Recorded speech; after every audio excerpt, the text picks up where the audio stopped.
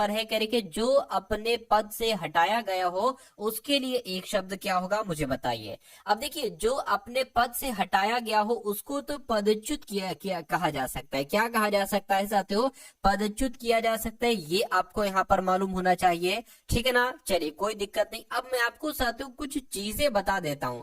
जैसे कि अगर आपसे ये पूछा जाए कि आकाश में उड़ने वाले के लिए एक शब्द क्या होगा, क्या साथियों, देखिए आकाश में उड़ने वाले के लिए एक शब्द क्या होगा, जैसे कि यहाँ पर पूछा गया जो अपने पद से हटाया गया हो उसको क्या कहा जाएगा, तो पदच्युत इसके लिए एक शब्द होगा। लेकिन आकाश में उड़ने वाला, इसके लिए एक शब्द क्या हो सकता है साथियों, तो नभचर होता है, क्योंकि आकाश को नभ भी कहते हैं, तो नभचर हो जाएगा साथियों। उसके अलावा दूसरे की अगर बात करें, आकाश को चूमने वाला, ये बहुत पूछा जाता है। तो अगर आपके एग्जाम में पूछा जाए आकाश को चूमने वाले के लिए एक शब्द क्या होगा, आकाश को चूमने वाले, क्या आकाश को चूमने वाला को क्या कहा जाता है, आकाश को चूमने वाले को क्या कहा जाता है, तो गगन और चुंबी, तो गगन चुंबी कहा जाता है। ये सब आपके एग्जाम में साथों आपको देखने को मिलेंगे, तो बहुत ध्यान से इन सभी चीजों को देखिएगा। उसके अलावा अगर आपसे एग्जाम में पूछा जाए अत्यंत सुंदर स्त्री को क्या कहा जाता है, क्या अत्यंत अत्यंत सुंदर स्त्री को क्या कहा जाता है, तो अत्यंत सुंदर स्त्री के लिए एक शब्द क्या होता है पता, रूपसी होता है। क्या होता है साथियों, रूपसी होता है। तो ये भी बहुत इंपॉर्टेंट है, इतनी जानकारी आपको ध्यान रखना है। उसके अलावा एक और मैं आपको बता देता हूं, अपनी हत्या स्वयं करता है जो, क्या अपनी हत्या स्वयं करने वाले को क्या कहा जाता है, अपनी हत्या जो स्वयं करता है, यानी कि जो अपनी हत्या खुद कर लेता है, ठीक है ना, उसको क्या कहा जाता है, उसको साथियों आत्महत्या कहा जाता है, ठीक है ना, आत्महत्या उसको कहा जाता है। तो इतने मैंने आपको बताए हैं, इसमें से साथियों एक आपका जरूर आना चाहिए, ऐसा मेरा, ठीक है ना, अनुमान है, ऐसा मेरा एक्सपीरियंस है। अब अगले नंबर का सवाल आपकी स्क्रीन पर आ चुका है, देखिए साथियों और मुझे बताइए सही जवाब आपका यहाँ पर क्या हो सकता है। साथियों अगर आपको यहाँ पर मैं आपको बता, पहले तो यहाँ पर स्वाधीनता की हम लोग बात कर लेते हैं कि स्वाधीनता का मतलब क्या होता है। देखिए स्वाधीनता का मतलब क्या होता है साथियों, स्वतंत्रता। क्या स्वाधीनता का मतलब क्या होता है साथियों, स्वाधीनता का मतलब होता है स्वतंत्रता। तो इसका पर्यायवाची कहां पर लिखा हुआ है स्वतंत्रता, तो मैं कहूंगा ऑप्शन नंबर डी में लिखा हुआ है स्वतंत्रता। तो ये आपका बिल्कुल सही जवाब हो जाएगा। उसके अलावा स्वतंत्रता को पता आजादी भी कहा जाता है, क्या साथियों, स्वतंत्रता को आजादी भी कहा जाता है, यानी कि स्वतंत्रता का पर्यायवाची आजादी भी हो जाएगा और मुक्ति भी हो जाएगा। लेकिन अगर आपसे साथियों यहाँ पर स्वाधीनता का विलोम पूछ लिया जाए, क्यों, बिल्कुल पूछा जा सकता है, कहीं से भी एग्जामिनर सवाल पूछा जा सकता है एग्जामिनर के द्वारा। तो स्वाधीनता का विलोम अगर आपसे पूछा जाए तो पराधीनता आपको बताना है। क्या आपको बताना है, स्वाधीनता का विलोम क्या हो जाएगा साथियों, पराधीनता हो जाएगा। इतनी बात आपको यहाँ पर याद रखना है। तो यहाँ पर देख लेते भाई कौन कौन है, राहुल है, रीना पाल है, अंशु है, मनीषा है, स्नेहा है, पल्लवी, दिव्यांशु है, विनय, ठीक है, पूनम है, अपूर्व है। चलिए तो सभी का स्वागत है भाई। तसीम मलिक है, तहसीन मलिक है, ठीक है, विनय है, शुभम है, श्रद्धा है। चलिए तो अब साथियों यहाँ पर अगर बात करें, मैंने आपको जितनी चीजें बताई हैं वो आप लोग यहाँ ध्यान रखेंगे। उसके अलावा देखिए, क्योंकि आप परीक्षा की तैयारी कर रहे हैं और जैसा पेपर आया है वैसा मैं आपको पढ़ाना चाहता हूँ, उसी उसी टाइप के साथियों क्वेश्चंस यहाँ पर लिए गए हैं। तो सारी चीजें जो मैं आपको पढ़ाऊँ ना वो आप लोग पढ़िए। अब जैसे कि कुछ मैं आपको यहाँ पर चीजें बताऊंगा, जैसे कि पर्यायवाची आपसे अगर पूछ लिया जाए अनादर शब्द का, क्या अगर अनादर का पर्यायवाची पूछ लिया जाए तो आपको साथियों क्या बताना है, ये मैं आपको बता देता हूँ। अनादर का पर्यायवाची साथियों अपमान हो जाएगा। क्या अनादर का पर्यायवाची हो जाएगा साथियों अपमान। उसके अलावा अनादर का पर्यायवाची हो जाएगा साथियों अवहेलना। क्या अवहेलना भी कह लो या साथियों अपमान भी कह लो। उसके अलावा साथियों पता परिभव का मतलब क्या होता है, परिभव, तुमने मेरा परिभव कर दिया, यानी कि तुमने मेरा अपमान कर दिया, तुमने मेरा तिरस्कार कर दिया, ये सब एक ही चीज है। तो कुल मिला के ये तो अनादर के पर्यायवाची हो गए। लेकिन उसके अलावा अगर मान लीजिए आपसे पूछ लिया जाए जैसे कि उत्कृष्ट का बहुत पर्यायवाची पूछे जाते हैं कि उत्कृष्ट का पर्यायवाची इसमें से क्या है। तो उत्कृष्ट के पर्यायवाची जो जो आपसे यहाँ पर पूछे जाएंगे ना, वो उनकी साथियों यहाँ पर हम लोग बातचीत कर लेते हैं। चलिए, तो उत्कृष्ट का मतलब पता क्या होता है साथियों? उत्तम होता है। उत्कृष्ट का मतलब उत्तम होता है। उत्कृष्ट को साथियों उन्नत भी कहा जाता है, उत्तम भी कहते हैं और उन्नत भी कहते हैं। श्रेष्ठ भी इसका पर्यायवाची हो जाएगा। क्या श्रेष्ठ भी इसका पर्यायवाची हो जाएगा? उम्दा भी इसका पर्यायवाची हो जाएगा। क्या उम्दा भी इसका पर्यायवाची हो जाएगा और बढ़िया भी इसका पर्यायवाची हो जाएगा। ठीक है ना, उम्दा भी इसका पर्यायवाची हो जाएगा और बढ़िया भी इसका पर्यायवाची हो जाएगा। ठीक है, कोई दिक्कत नहीं है। अब उसके अलावा करें, अगर उसके अलावा साथियों अगर आपसे पूछा जाए तो एक होता है साथियों भय शब्द। क्या? भय शब्द। भय शब्द के पर्यायवाची आपसे पूछे जाते हैं, बिल्कुल। तो भय का पर्यायवाची एक तो हो जाएगा डर, ठीक है ना, एक हो जाएगा साथियों खौफ। क्या हो जाएगा? खौफ हो जाएगा, डर हो जाएगा, खतरा भी कहा जाता है। क्या साथियों? खतरा भी कहा जाता है। उसके अलावा खटका भी कहा जाता है। अरे भाई खटका लग गया, ठीक है। उसके अलावा अंदेशा भी कहा जाता है। तो ये सारे के सारे डर के पर्यायवाची हैं, भय के पर्यायवाची हैं। ये आपके एग्जाम में पूछे जा सकते हैं। ठीक है ना। अगले नंबर का सवाल आपकी स्क्रीन पर है, देखिए और बताइए सही जवाब क्या होगा। करके दिए गए वाक्य का वह भाग याद कीजिए जिसमें कोई त्रुटि है। यदि कोई त्रुटि नहीं है तो कौन सा वाला? ऑप्शन नंबर डी वाले का चुनाव कीजिए। चलिए देखिए, सभी राजनीतिक दल अपना फायदा देखते हैं। आपको बताने की दिक्कत कहां पर है मुझे बताइए। चलिए देखिए, होना क्या चाहिए? राजनैतिक थोड़ी ना होता है। क्या होता है साथियों? राजनीतिक होना चाहिए। क्या होना चाहिए साथियों? राजनीतिक शब्द होता है, राजनैतिक थोड़ी ना होता है। तो मेरे हिसाब से यहाँ पर ये गलत है। तो ये कहां पर है? ये ऑप्शन नंबर ए में लिखा हुआ है। तो ये आपका साथियों बिल्कुल करेक्ट आंसर हो जाएगा भाई। बहुत बढ़िया, वेरी गुड क्लास। चलिए अब उसके बाद देखिए, अगले नंबर का सवाल आपकी स्क्रीन पर है। कह रहे कि इनमें से तद्भव शब्द के लिए उचित विकल्प का चयन करिए। यानी कि इनमें से तद्भव शब्द के उचित विकल्प का चयन कीजिए। मुझे बताइए क्या आपका यहाँ पर सही जवाब हो सकता है, फटाफट बता दीजिए। चलिए देखिए, भतीजा एक आपका तद्भव शब्द है। इसका तत्सम क्या हो जाएगा? भृतजा हो जाएगा। आंसर आपका जाएगा ऑप्शन नंबर सी के साथ। अगला सवाल देखिए, ऐसे सवाल भी साथों आपके एग्जाम में आ रहे हैं। तो निम्नलिखित प्रश्न में 4 विकल्पों में उस विकल्प का चयन करिए जो दिए गए लोकोक्ति का अर्थ बताता है। यानी कि खेती पाती बीनती और घोड़े की तंग, अपने हाथ संभालिए चाहे लाख लोग होए संग। तो ये एक लोकोक्ति है। इसका मतलब क्या होता है? अपना काम स्वयं करो। क्या? अपना काम स्वयं करो। पहला पढ़ा, पहला ये आपका जवाब हो गया। ये टॉप लेवल की लोकोक्ति है और ये आपके एग्जाम में पूछी जा सकती है। अगर ये लोकोक्ति आ गई और आप किसी बच्चे ने इस क्लास को नहीं देखा और वो उसके एग्जाम में क्वेश्चन आज, तो ये समझ लीजिए लाखों बच्चा साथियों, अगर आप इस सवाल को कर दोगे तो आप लाखों बच्चों को पछाड़ दोगे, लेकिन अगर आप इस सवाल को छोड़ दोगे तो लाखों बच्चों से पछड़ जाओगे। चलिए तो साथियों, जो बात सुनी ना गई हो उसके लिए एक शब्द क्या होगा मुझे बताइए। नंबर का सवाल साथियों आपकी स्क्रीन पर है और आपसे क्या पूछा जा रहा है कि टोकरी में मीठे संतरे हैं। इसमें जो मीठा शब्द है ना, मीठे, ये शब्द का विशेषण आपको बताना, ये किस टाइप का विशेषण। देखिए, अगर मैंने मान लीजिए यहाँ पर लिख दिया क्या, मैं कुछ भी लिख सकता हूँ साथियों। संतरे मीठे हैं, या मैं कह सकता हूँ मीठे आम। क्या साथियों? मैंने लिख दिया मीठे आम। तो आम की अगर बात करें, आम क्या हो गया? आम एक विशेष शब्द हो गया। क्यों? क्योंकि जिसकी विशेषता बताई जा रही है वो आपका विशेष शब्द होता है। तो आम की ही तो विशेषता बताई जा रही है। क्या विशेषता है? मीठा यहाँ पर विशेषता है। लेकिन जो शब्द विशेषता बताता है वो क्या होता है? वो साथियों विशेषण होता है। तो कुल मिला के इतना तो तय हो गया है कि ये मीठा विशेषण है। ठीक है ना। अब जैसे कि यहाँ पर मैं लिख दूं मोटा आदमी, जरूरी थोड़ी ना तारीफ ही विशेषण हो। ठीक है, बुराई भी हो जैसे हो सकती है। मोटा आदमी, अगर मैं यहाँ पर लिख दूं साथियों गोरी लड़की, क्या मैं लिख दूं गोरी लड़की? ठीक है, गोरी लड़की लिख दूं। तो देखिए, ये आपका विशेष हो जाएगा। तारीफ किस शब्द ने बताई? तो इसने बताई। विशेषता इसने बताई, तो ये विशेषण हो जाएगा। ऐसा ये साथियों विशेषण हो जाएगा। तो कुल मिला के मीठा शब्द कैसा? परिमाणवाचक विशेषण। देखिए, संख्यावाचक विशेषण तो नहीं होता। अगर यहाँ पर होता 2 संतरे 3 संतरे तो ये संख्यावाचक विशेषण होता। सार्वनामिक भी नहीं हो सकता। ठीक है ना। उसके अलावा अगर बात करें, ये एक गुण बता रहा है कि भैया जो संतरे है ना उसका एक गुण है मीठा है वो। गोल है, बड़े हैं, अच्छे हैं, वो तो अलग गुण हो गया, लेकिन ये मीठा ये भी आपका एक गुणवाचक विशेषण हो जाएगा, जिनका आंसर ऑप्शन नंबर डी के साथ है।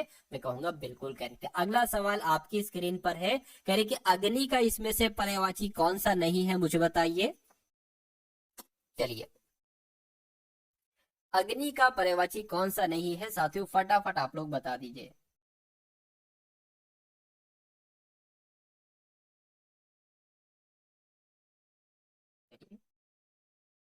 अगर बात करें, देखिए हुताशन ये तो आग को ही कहा जाता है, कृषाणु भी आग को कहा जाता है, यातुधन आग को नहीं कहा जाता है। क्यों?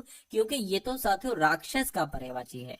उसके अलावा वैष्णवर भी आग का पर्यायवाची है। तो मैं कहूंगा कि इस सवाल का जवाब अगर आपका है ऑप्शन नंबर सी के साथ, तो बिल्कुल करेक्ट हो जाएगा भाई, बहुत बढ़िया, वेरी गुड क्लास। अच्छा, सवाल यहाँ पर आपसे पैदा हो सकता है कि अब यातुधान का पर्यायवाची राक्षस है, यानी कि राक्षस के भी आपको पर्यायवाची मालूम होना चाहिए। तो राक्षस को पता क्या क्या कहा जाता है? राक्षस को सातु निशाचर कहा जाता है। क्या कहा जाता है? आप लोग ध्यान रखेंगे, एक तो निशाचर कहा जाता है राक्षस को, उसके अलावा राक्षस को असुर भी कहा जा सकता है। क्या साथियों? राक्षस को असुर भी कहा जा सकता है, राक्षस को निशाचर भी कहते हैं और रजनीचर भी कहते हैं। क्या साथियों? रजनीचर भी कहते हैं, ये भी आप लोग याद रखेंगे। धनुज भी इसको कहा जाता है, राक्षस को साथियों धनुज भी कहा जाता है। इतनी जानकारी आपको मालूम होना चाहिए। और दानव भी कहा जाता है, ठीक है ना, कोई दिक्कत नहीं है। अब आग के पर्यायवाची आपने देख लिए, कुछ और आग के पर्यायवाची अगर बता दूं तो कोई दिक्कत है? देखिए, आग को साथियों दहन कहा जाता है, आपसे पूछा जा सकता है। उसके अलावा आग को पता ज्वाला भी कहा जाता है। क्या साथियों? आग को ज्वाला भी कहा जाता है, और आग को अग्नि भी कहा जाता है, और आग को अनल भी कहा जाता है। क्या साथियों? आग की अगर बात करते हैं ना यहाँ पर, तो आग को यहाँ पर अनल भी कहा जाता है। उसके अलावा आग को पावक भी कहा जाता है। तो इतनी जानकारी साथियों यहाँ पर आपको होना ही होना चाहिए। अच्छा, कुछ और चीजें मैं आपको बता दूं तो कोई दिक्कत? अगर मैं आपको साथियों सांप के पर्यायवाची बता दूं, क्योंकि सांप का पर्यायवाची आपसे पूछा जाता है, तो यहाँ पर आप लोग थोड़ा सा अगर ध्यान लगाने की कोशिश करेंगे तो सांप के पर्यायवाची आपको बहुत अच्छी तरीके से यहाँ पर साथियों रिवाइज हो जाएंगे। तो सांप को सबसे पहली बात तो साथियों सर्प कहा जाता है। क्या कहा जाता है? सर्प कहा जाता है। सांप को साथियों अही कहा जाता है। क्या कहा जाता है? अही कहा जाता है। और सांप को साथियों कहा जाता है। क्या? सांप को भुजंग भी कहा जाता है, और सांप को साथियों फणी भी कहा जाता है। क्या? फणी भी कहा जाता है। उसके अलावा सांप को उरग भी कहा जाता है, और सांप को नाग भी कहा जाता है, और सांप को साथियों पन्नग भी कहा जाता है। तो ये तो साथियों हो गए सांप के पर्यायवाची, ठीक है ना। लेकिन अगर उसके अलावा ईश्वर के पर्यायवाची मैं आपको बता दूं, क्योंकि ये भी बहुत मैंने देखे भाई, ईश्वर जो है ना, इस शब्द के पर्यायवाची भी आपसे पूछे जा सकते हैं। तो ईश्वर के पर्यायवाची मैं आपको बता देता हूँ। ईश्वर को प्रभु कहा जाता है, बिल्कुल कहा जाता है, ठीक है ना। तो प्रभु हो गया। ईश्वर को साथियों परमेश्वर भी कहते हैं। क्या कहते हैं? परमेश्वर भी कहते हैं ईश्वर को, प्रभु भी कहते हैं, और परमात्मा भी कहते हैं। क्या साथियों? परमात्मा भी कहा जाता है और भगवान भी कहा जाता है। तो इतनी बातें आप लोग याद रखेंगे। अगर आप देखिए वाकई में एग्जाम को क्रैक करना चाहते हैं, वाकई में आपने 100% सोच लिया है, तो इस वीडियो को एक बार लाइक जरूर कर दीजिए। वीडियो को साथों लाइक कर दीजिए, बस इतनी रिक्वेस्ट आपसे है। मैं आपको उस मुकाम तक पहुंचा दूंगा जिस मुकाम पर जाने पर ही साथों सिलेक्शन होता है, ठीक है ना। चलिए, तो दिए गए वाक्य में वह भाग ज्ञात कीजिए। क्या? दिए गए वाक्य में वह भाग ज्ञात कीजिए जिसमें कोई त्रुटि है। यदि कोई त्रुटि नहीं है तो कोई त्रुटि नहीं है वाले ऑप्शन को चुन लीजिए। तो क्या कहा जा रहा है? कहा जा रहा है यहाँ पर सच्चाई अक्सर सहज होने से बहुत दूर होती है। तो दिक्कत साथियों कहाँ पर है, मुझे बताइए।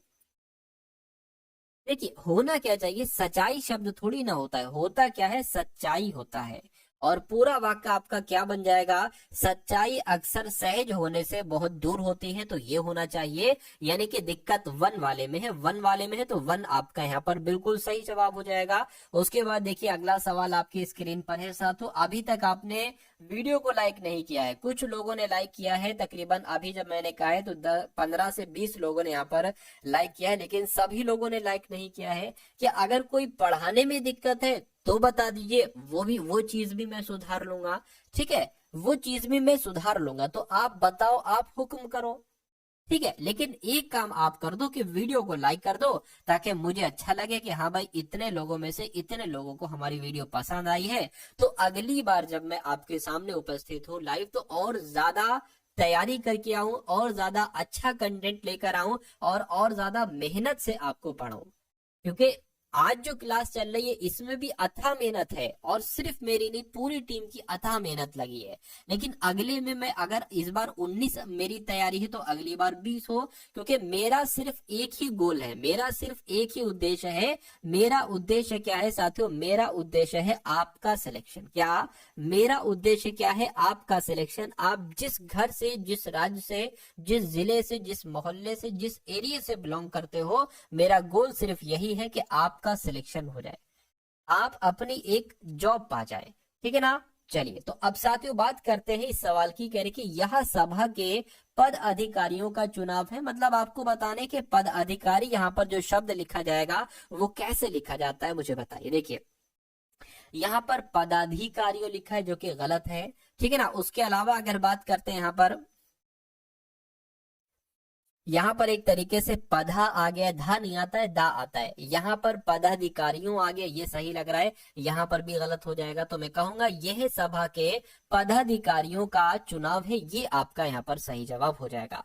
अगला सवाल देखिए, कहा जा रहा है कि विधि का विलोम क्या होगा। क्या साथियों आपसे पूछा जा रहा है कि विधि का विलोम क्या हो सकता है, मुझे बताइए। चलिए, तो अगर यहाँ पर हम लोग बात करते हैं साथियों, विकास शब्द आ गया है, तो विकास का विलोम अगर आपसे पूछे तो विकास के दो विलोम आप लोग याद रखेंगे। एक तो विकास का विलोम पतन भी होता है, और दूसरा साथियों ह्रास भी होता है।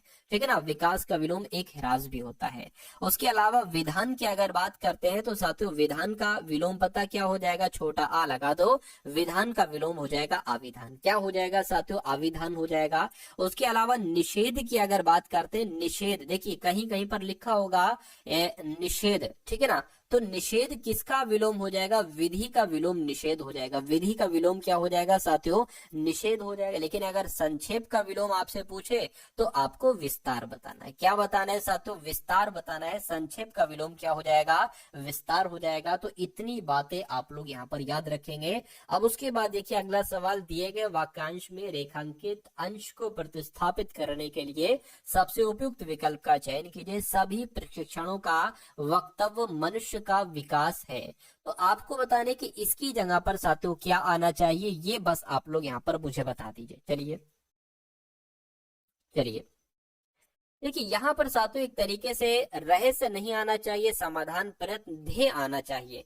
क्योंकि ध्येय का मतलब क्या होता है साथियों? ध्येय का मतलब होता है उद्देश्य। यानी कि सभी प्रशिक्षणों का उद्देश्य मनुष्य का विकास है, ये कह लो, या सभी प्रशिक्षणों का उद्देश्य मनुष्य का विकास है, या ये कह लो। तो कुल मिला के आपका राइट आंसर जो जाएगा वो किसके साथ जाएगा? वो ऑप्शन नंबर डी के साथ जाएगा। अच्छा, यहाँ पर साथियों ध्येय शब्द आया है, तो ध्येय शब्द के पर्यायवाची क्या क्या हो सकते हैं? ध्येय को साथियों उद्देश्य कहा जाता है, ध्येय को उसके अलावा लक्ष्य भी कहा जाता है। ठीक है ना? उसके अलावा ध्येय की अगर बात करें तो प्रयोजन भी कहा जाता है। क्या साथियों? प्रयोजन भी कहा जाता है, और अभिप्राय भी कहा जाता है। क्या साथियों कहा जाता है? अभिप्राय भी कहा जाता है। ठीक है ना? तो इतनी जानकारी आप लोग यहाँ पर ध्यान रखेंगे। चलिए, ठीक है ना?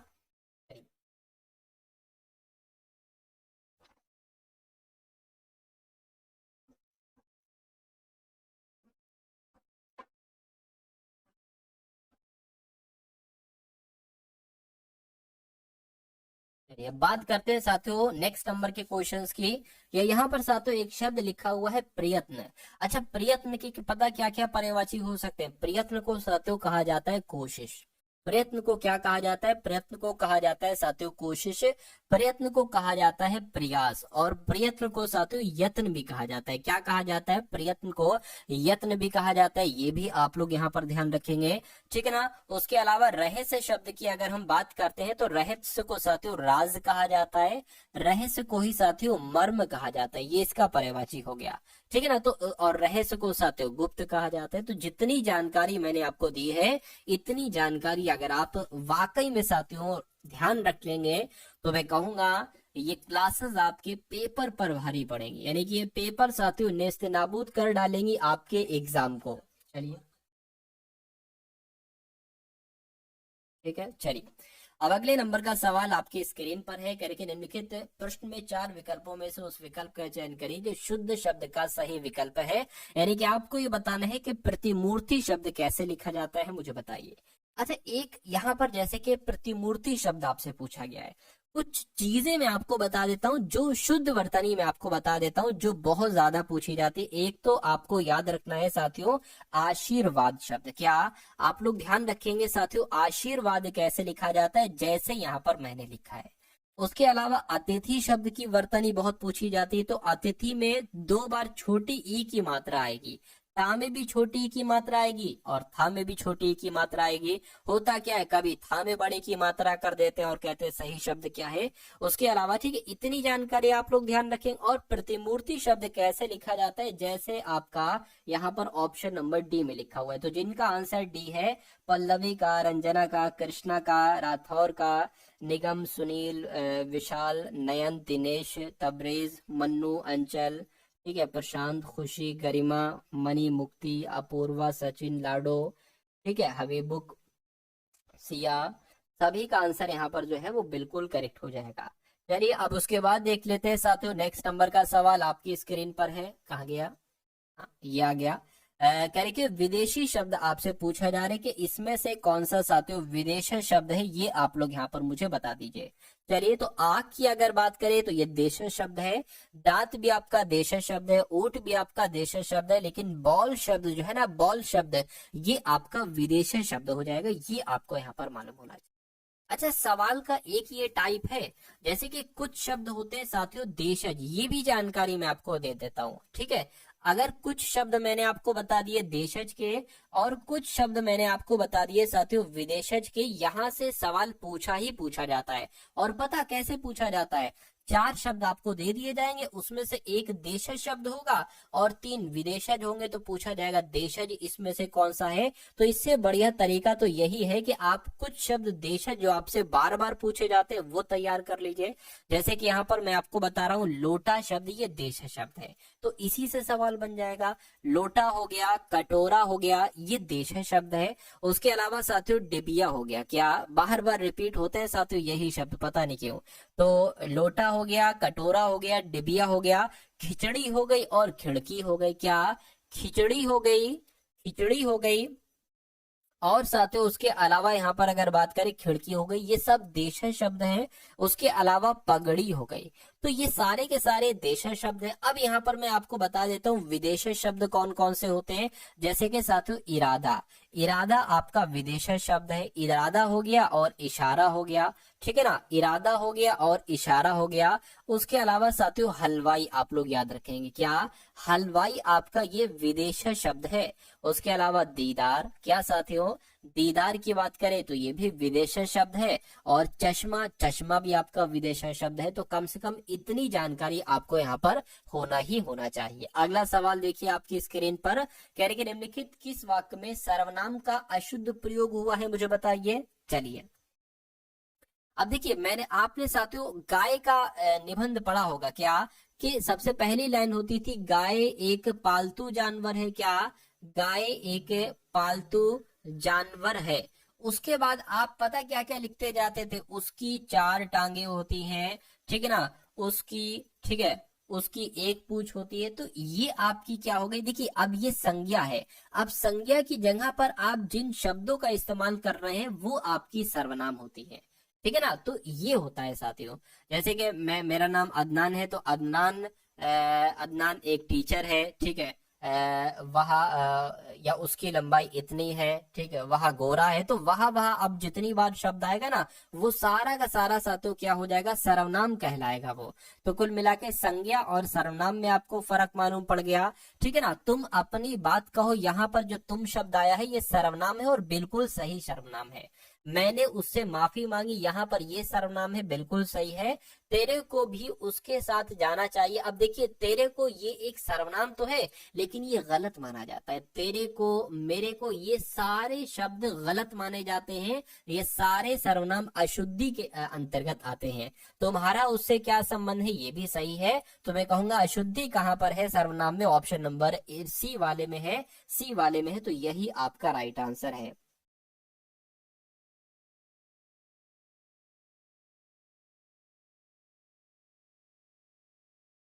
चलिए ठीक है ना, तो ये समझ में आ गया चीज। अब उसके बाद देख लेते हैं नेक्स्ट नंबर का सवाल आपकी स्क्रीन पर है। अब आप देखेंगे साथियों और मुझे बता देंगे कि आपका सही जवाब यहाँ पर क्या हो सकता है। चलिए तो अब साथियों आपके जीएस के क्वेश्चंस यहाँ पर हम लोग देखेंगे। कहा जा रहा है कि भावना जाट निम्नलिखित में से ठीक है ना किस खेल से संबंधित है। तो भावना जाट का संबंध रेस वॉकर से है। किससे है साथियों? रेस वॉकर से भावना जाट का संबंध है, ये आपको यहाँ पर मालूम होना चाहिए। भावना जाट कहाँ की है? तो भावना जाट साथियों राजस्थान की है। कहाँ रहती हैं ये? तो ये साथियों राजस्थान में रहती हैं, ये आप लोग याद रखेंगे। अगला सवाल आपकी स्क्रीन पर कह रहे कि बास्केटबॉल के खेल में एक समय में एक टीम में कितने खिलाड़ी होते हैं? तो एक समय में एक टीम में कितने खिलाड़ी होते हैं साथियों? 5 खिलाड़ी होते हैं, ये भी आपको यहाँ पर मालूम होना चाहिए। चलिए अब उसके बाद देख लीजिए अगले नंबर का सवाल आपकी स्क्रीन पर करके, भारत ने किस वर्ष ओलंपिक खेलों में पुरुष हॉकी में स्वर्ण पदक जीता था? तो साथियों अगर बात करते हैं 1980 की, तो यहाँ पर 1980 आपका बिल्कुल करेक्ट आंसर हो जाएगा। यानी कि भारत ने 1980 में ओलंपिक खेलों में पुरुष हॉकी में स्वर्ण पदक जीता था, ये आप लोग यहाँ पर साथियों याद रखेंगे। अगला सवाल आपकी स्क्रीन पर है, देखिए और बताइए। कह रहे कि भारतीय मुक्केबाज निखत जरीन को किस राज्य की पुलिस बल में उप पुलिस अधीक्षक के पद पर नियुक्त किया गया है? ये साथियों करंट अफेयर का सवाल है और ये आपके एग्जाम में पूछा जा सकता है, तो फटाफट यहाँ पर आप लोग मुझे बता दीजिए। चलिए तो यहाँ पर अगर बात करें साथियों, तेलंगाना आपका सही जवाब हो जाएगा। यानी कि जो निखत जरीन है ये तेलंगाना राज्य की पुलिस बल में उप पुलिस अधीक्षक यानी कि डीएसपी के पद पर नियुक्त की गई है। उसके बाद देखिए अगला सवाल कह रहे कि निम्नलिखित में से किसे मास्टर दा के नाम से जाना जाता था, जिन्होंने ब्रिटिश भारत में अप्रैल 1930 में चटगांव शास्त्रागार छापे का नेतृत्व किया था? तो साथियों किसे मास्टर दा के नाम से जाना जाता है? तो सूरसेन को मास्टर दा के नाम से जाना जाता है। इन्होंने ब्रिटिश भारत में अप्रैल 1930 में चटगांव शास्त्रागार छापे का नेतृत्व किया था। साथियों ये जानकारी आपको यहाँ पर होना चाहिए। अगला सवाल आपकी स्क्रीन पर है, बताइए। यानी कि ग्रैंड कैनियन किस देश में स्थित है? साथियों वीडियो को आप लोग एक बार शेयर कर दीजिए। क्या अगर आप वीडियो को शेयर कर सकते हैं अपने मित्रों के साथ, तो इस वीडियो को एक बार आप लोग शेयर जरूर कर दीजिए, मुझे बहुत अच्छा लगेगा। खैर अब इस सवाल की अगर बात करते हैं तो आपसे पूछा जा रहा है, ये साथियों ग्रैंड कैनियन ये अमेरिका में स्थित है। डायरेक्ट आपसे एग्जाम में सवाल पूछा जाएगा कि ग्रैंड कैनियन कहां पर है, तो अमेरिका में है। उसके बाद देखिए कहा जा रहा है कि पेरिस ओलंपिक 2024 में समापन समारोह में भारत का नेतृत्व किसने किया था? तो साथियों मनु भाकर ने किया था। किसने किया था साथियों? मनु भाकर ने किया था, ये आप लोगों को यहाँ पर मालूम होना चाहिए। अगला सवाल आपकी स्क्रीन पर है साथियों, ये तो रिपीट हो गया। भारत में कितने मौलिक अधिकार हैं? क्या साथियों भारत में कितने मौलिक अधिकार हैं, ये आपसे कुल मिला के पूछा जा रहा है। तो मैं जितने भी हमारे मौलिक अधिकार हैं, जितने भी हमारे मूल अधिकार हैं, उनके बारे में मैं आपको बता देता हूं। आप लोग भी एक बार रिवीजन कर लीजिए। जैसे कि साथियों समानता का अधिकार क्या है? समानता का अधिकार ये क्या है? ये एक मौलिक अधिकार ही तो है, ठीक है ना। उसके अलावा दूसरे की अगर बात करते हैं तो ये आपका स्वतंत्रता का अधिकार हो जाएगा। क्या साथियों? दूसरे की अगर बात करते हैं तो ये आपका साथियों स्वतंत्रता का अधिकार हो जाएगा, ये आप लोग याद रखेंगे। उसके अलावा अगर यहाँ पर हम लोग बात करते हैं तीसरे अधिकार की, तो तीसरा अधिकार एक तरीके से कौन हो जाएगी, ये आपको मालूम होना चाहिए। ये शोषण के विरुद्ध अधिकार। क्या साथियों?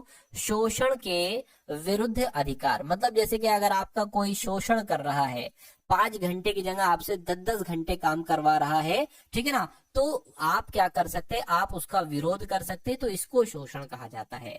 उसके अलावा चौथे की अगर बात करें तो धर्म की स्वतंत्रता। क्या साथियों? धर्म की स्वतंत्रता।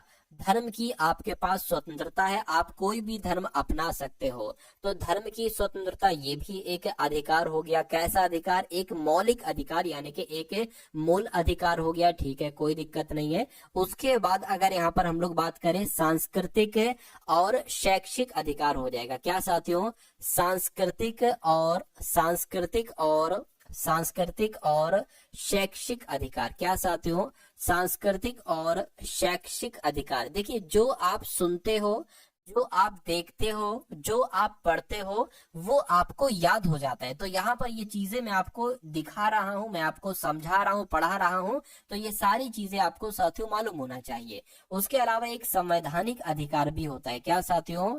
संवैधानिक उपचार का अधिकार। क्या? संवैधानिक संवैधानिक उपचार का अधिकार। तो ये आपके हो गए साथियों कितने मौलिक अधिकार? ये आपके 6 मौलिक अधिकार हो गए। तो इसलिए अगर आपका जवाब साथियों यहाँ पर है ऑप्शन नंबर डी के साथ, तो मैं कहूंगा आंसर आपका बिल्कुल करेक्ट हो जाएगा भाई। बहुत बढ़िया, तो वेरी गुड क्लास, ठीक है ना। चलिए अब उसके बाद देखते हैं साथियों, नेक्स्ट नंबर का सवाल आपकी स्क्रीन पर है, देखिए और मुझे बताइए आपका राइट आंसर यहाँ पर क्या हो सकता है। फटाफट आप लोग बता दीजिए। तो यहाँ पर आपसे साथियों कहा जा रहा है कि 1939 में सुभाष चंद्र बोस द्वारा शुरू की गई पार्टी का नाम क्या था? यानी कि 1939 में जो सुभाष चंद्र बोस ने साथियों शुरू की थी, उसका नाम ऑल इंडिया फॉरवर्ड ब्लॉक था। तो फॉरवर्ड ब्लॉक भी इसको साथियों कहा जाता है, ये आपको यहाँ पर साथियों मालूम होना चाहिए भाई। बहुत बढ़िया, वेरी गुड क्लास। चलिए अगला सवाल आपकी स्क्रीन पर, इस सवाल को देखिए और बताइए राइट आंसर क्या होगा।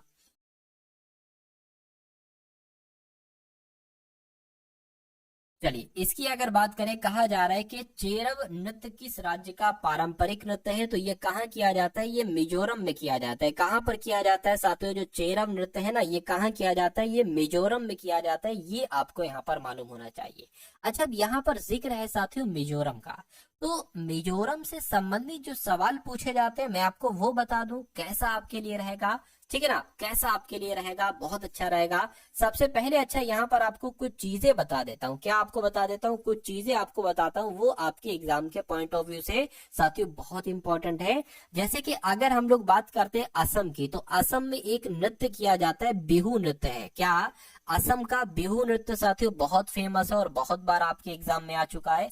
मिजोरम का साथियों मैंने आपको बता दिया है कि चेरम नृत्य कहाँ किया जाता है? मिजोरम में किया जाता है। सिक्किम की अगर बात करते हैं साथियों, ची रमू नृत्य किया जाता है। कौन सा नृत्य साथियों? ची रमू नृत्य जो किया जाता है वो सिक्किम में किया जाता है। उसके अलावा साथियों पोपिर नृत्य कहाँ किया जाता है? क्या?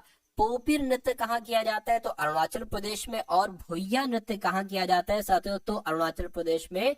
ये तो जानकारी साथियों आपको यहाँ पर मालूम होना चाहिए, ठीक है ना। चलिए अब बात करते हैं साथियों यहाँ पर अगले नंबर के सवाल की। अगले नंबर का सवाल आप लोग देखिए और मुझे बता दीजिए कि आपका राइट आंसर क्या है। तो साथियों अगर आपने इस वीडियो को लाइक नहीं किया तो वीडियो को साथियों लाइक कर दीजिए, मुझे बहुत अच्छा लगेगा। अगला सवाल है, कहा जा रहा है कि भारत के नियंत्रक और महालेखा परीक्षक क्या है?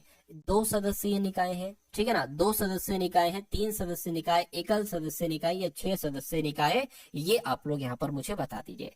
सबसे पहली बात तो आपको मालूम होना चाहिए कि भारत के नियंत्रक और महालेखा परीक्षक का जिक्र जो किया गया है वो अनुच्छेद 148 में किया गया है कि भारत का भाई नियंत्रक महालेखा परीक्षक होंगे, ठीक है ना। ये अनुच्छेद 148 में ये बात कही गई है। पहला पॉइंट तो साथियों यही पर आपको मालूम होना चाहिए। अब दूसरा पॉइंट आपको मालूम होना चाहिए, इनकी नियुक्ति कौन करते हैं? क्या साथियों? इनकी नियुक्ति किसके द्वारा की जाती है? तो इनकी नियुक्ति राष्ट्रपति साहब के द्वारा की जाती है। किसके द्वारा साथियों? इनकी नियुक्ति राष्ट्रपति के द्वारा की जाती है। ये आपको यहाँ पर साथियों मालूम होना चाहिए, ठीक है ना। उसके अलावा अगर बात करें साथियों, ये रिटायर कब होते हैं? क्या साथियों? ये रिटायर कब होते हैं? तो या तो 65 वर्ष पूरे हो जाए या 6 वर्ष का इनका कार्यकाल पूरा हो जाए। 6 वर्ष का कार्यकाल पूरा हो जाए, कुछ भी हो जाए पहले, तब ये रिटायरमेंट हो जाते हैं। लेकिन अगर यहाँ पर बात करें कि भारत के नियंत्रक और महालेखा परीक्षक ये क्या है, तो ये एक एकल सदस्यीय निकाय है। तो इसलिए आपका राइट आंसर अगर है ऑप्शन नंबर सी, तो बिल्कुल करेक्ट हो जाएगा। उसके बाद देखिए कहने के जो लोजिम नृत्य होता है ना, लोजिम नृत्य ये कहाँ पर किया जाता है? तो ये साथियों कहाँ पर किया जाता है? फटाफट आप लोग यहाँ पर मुझे बता देंगे। अच्छा यहाँ पर देखिए कर्नाटक आ गया है, तो कर्नाटक से संबंधित जो भी नृत्य है वो मैं आपको बता देता हूँ। एक पूछा जाता है लंबी नृत्य। क्या? लंबी नृत्य कहाँ पर किया जाता है? तो कर्नाटक में किया जाता है। उसके अलावा कारगा नृत्य कहाँ पर किया जाता है? तो कारगा नृत्य भी कर्नाटक में किया जाता है। उसके अलावा कुनीथा नृत्य, क्या साथियों आप लोग को याद रखना है कि कुनीथा नृत्य कहाँ किया जाता है? तो कर्नाटक में। और उसके अलावा साथियों सुग्गी नृत्य कहाँ किया जाता है? तो कर्नाटक में। और साथियों यक्षगान नृत्य कहाँ किया जाता है? तो कर्नाटक में। तो इतनी जानकारी आपको याद रखना है। उसके अलावा अगर बिहार की बात करें कि बिहार में कौन कौन से नृत्य किए जाते हैं, तो आप लोग यहाँ पर ध्यान रखेंगे विदेशिया नृत्य का। क्या साथियों, आप लोग को मालूम होना चाहिए विदेशिया नृत्य। क्या साथियों, विदेशिया नृत्य कहाँ पर किया जाता है, तो बिहार में किया जाता है। उसके अलावा साथियों जटा जतिन, क्या साथियों, जटा जटा जतिन, क्या साथियों, जटा जतिन नृत्य कहाँ किया जाता है, तो ये भी बिहार में किया जाता है। ठीक है ना। लेकिन लोजिम नृत्य की अगर बात करते हैं तो ये तो महाराष्ट्र में किया जाता है। लेकिन गुजरात की अगर बात करें तो गुजरात में साथियों गरबा नृत्य किया जाता है और डांडिया नृत्य किया जाता है। क्या साथियों, गरबा नृत्य किया जाता है, डांडिया नृत्य किया जाता है, उसके अलावा हुडो नृत्य किया जाता है साथियों गुजरात में। तो ये जानकारी आपको साथियों याद रखना है भाई। बहुत बढ़िया, वेरी गुड क्लास। शैली कनौजिया कह रहे थैंक यू सर, आज का पेपर मेरा अच्छा हुआ है। चलिए, अगर अच्छा हुआ है तो बहुत अच्छी बात है। ठीक है सर, क्वेश्चन नंबर क्यों नहीं डालते? क्वेश्चन नंबर भाई टाइपिस्ट ने नहीं डाले। अब ये तो भाई उसकी गलती, उससे कहना पड़ेगा। चलिए कोई दिक्कत नहीं है। ठीक है, अगर आपका पेपर अच्छा हुआ है तो बहुत अच्छी बात है, आपका पेपर हो चुका है। और जिनका पेपर अभी बाकी है वो डेली क्लास को लिया करिए। क्योंकि देखिए साथियों, वही लौट घूम के चीजें आती है। नृत्य हो गया, राष्ट्रीय उद्यान हो गए, यही सब। और ये सारी चीजें एक एक क्वेश्चंस के माध्यम से मैं पूरा पूरा टॉपिक साथियों 360 डिग्री में कंप्लीट करवा रहा हूँ। तो अगर आप ईमानदारी से पढ़ेंगे जो मैं आपको पढ़ा रहा हूँ, तो कोई दुनिया की ताकत नहीं है जो आपको गिरा सके, जो आपको हटा सके। यानी कि आपका सिलेक्शन पर अगर हक है तो सिलेक्शन आपको मिलकर रहेगा 100% हर हालत में। अगला सवाल, खैर अगले नंबर का सवाल, गोल गुंबज आदिल शाह का मकबरा ये किस राज्य में स्थित है? तो ये कहां पर स्थित है साथियों, फटाफट मुझे आप लोग यहाँ पर बता दीजिए। चलिए चलिए, तो ये गोल गुम्बज कर्नाटक में स्थित है। और कर्नाटक में कहां पर है? कर्नाटक के बीजापुर में स्थित है। कहां पर साथियों? कर्नाटक के बीजापुर में स्थित है। पहला पॉइंट यहाँ पर ये बात आप लोग साथियों ध्यान रखेंगे। ठीक है ना। चलिए कोई दिक्कत नहीं है। अब उसके बाद यहाँ पर बात करते हैं अगले नंबर का सवाल करके, भारतीय संविधान का कौन सा अनुच्छेद राष्ट्रपति के द्वारा शपथ या प्रतिज्ञान के बारे में बताता है? यानी कि जो राष्ट्रपति साहब जो शपथ लेते हैं ना, इसके बारे में कौन सा अनुच्छेद बताता है, ये आप लोग मुझे बता दीजिए। अब देखिए, क्या आपके एग्जाम में अनुच्छेद से संबंधित सवाल नहीं आते? एक अनुच्छेद है जो मुझे बहुत अच्छा लगता है और आपके एग्जाम में भी साथियों आता है, अनुच्छेद 52। क्या साथियों? अनुच्छेद 52 में क्या कहा गया है? अनुच्छेद 52 में कहा गया है कि भारत का एक राष्ट्रपति होगा। तो भारत के राष्ट्रपति के बारे में जो जिक्र किया गया है वो साथियों अनुच्छेद 52 में किया गया है। ठीक है, कोई दिक्कत नहीं है।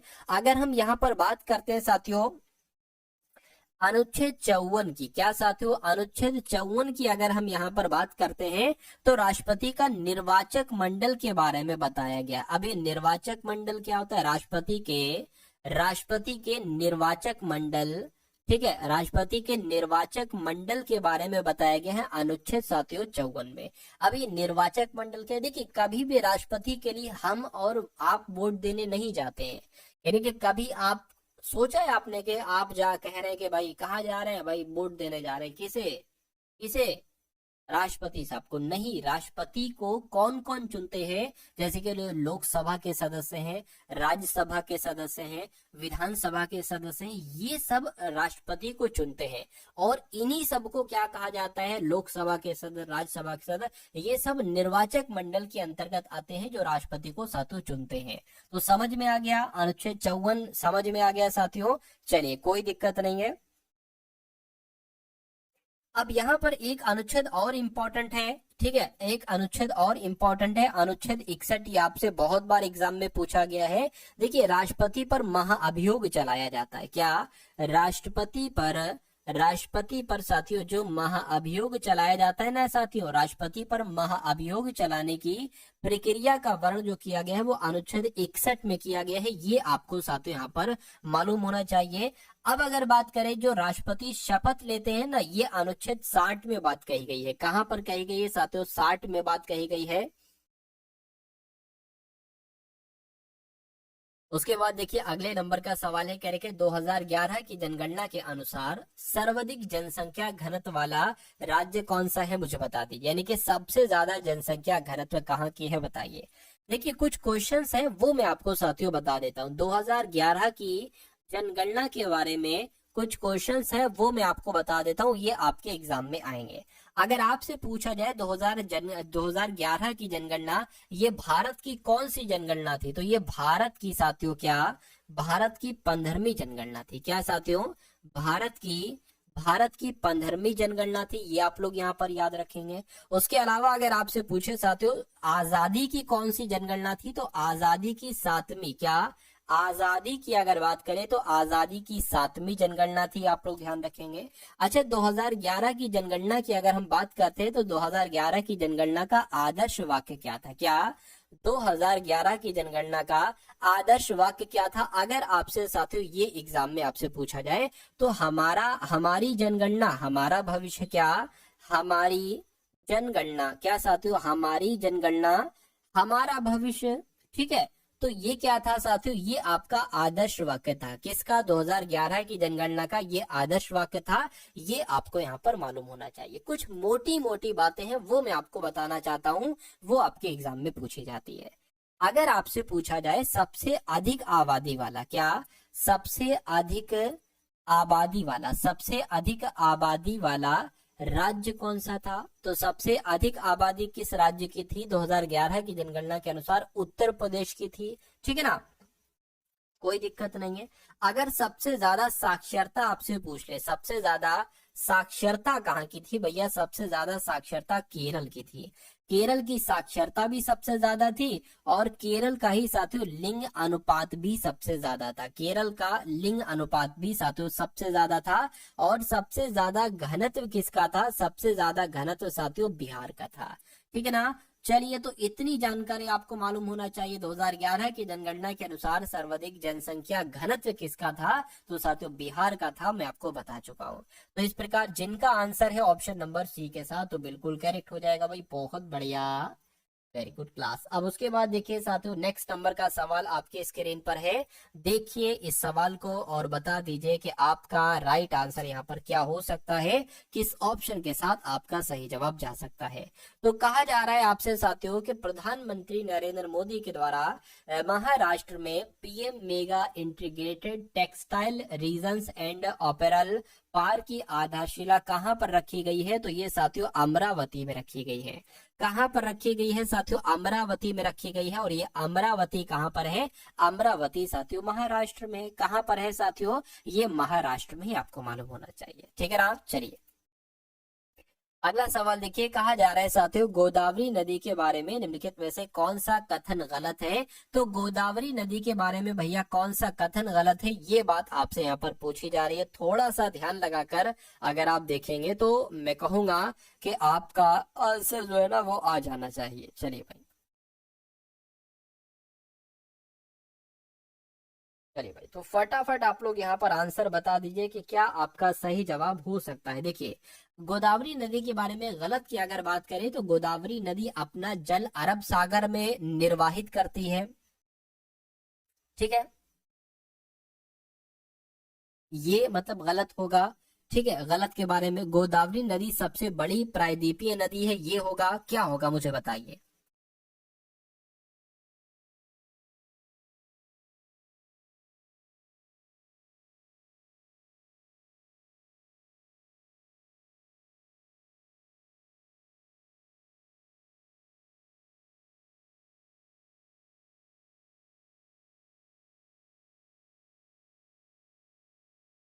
तो यहाँ पर तो देखिए मुझे जो गलत लग रहा है साथियों, गोदावरी नदी अपना जल अरब सागर में निर्वाहित करती है, ये आपका सही नहीं लग रहा है क्योंकि ये बंगाल की खाड़ी में गिरती है। तो ये आपका गलत हो जाएगा, गलत हो जाएगा तो यही आपका सही जवाब हो जाएगा। उसके बाद देखिए अगला सवाल देखिए आपके स्क्रीन पर है, कह रहे कि बंद अर्थव्यवस्था क्या है।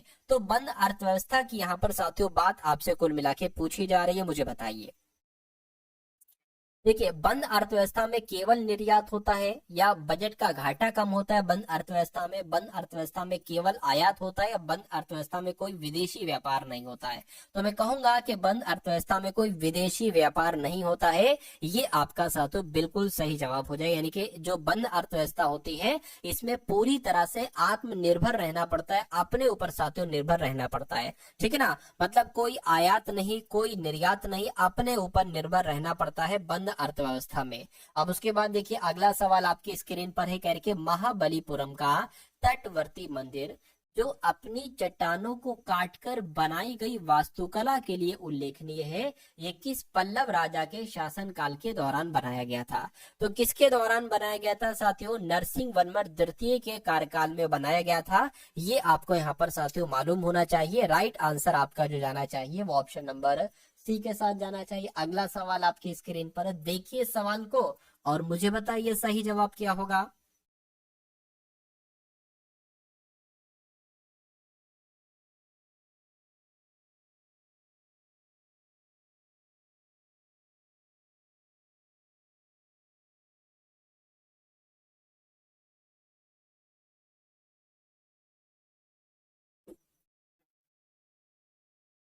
चलिए भाई,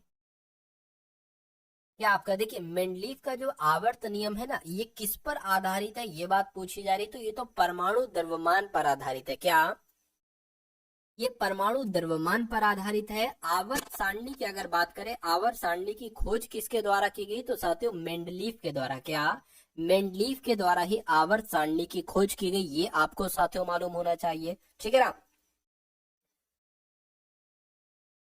चलिए भाई, तो मेंडलीव का आवर्त नियम ये परमाणु द्रव्यमान पर आधारित है, बस इतनी सी बात आपको यहाँ पर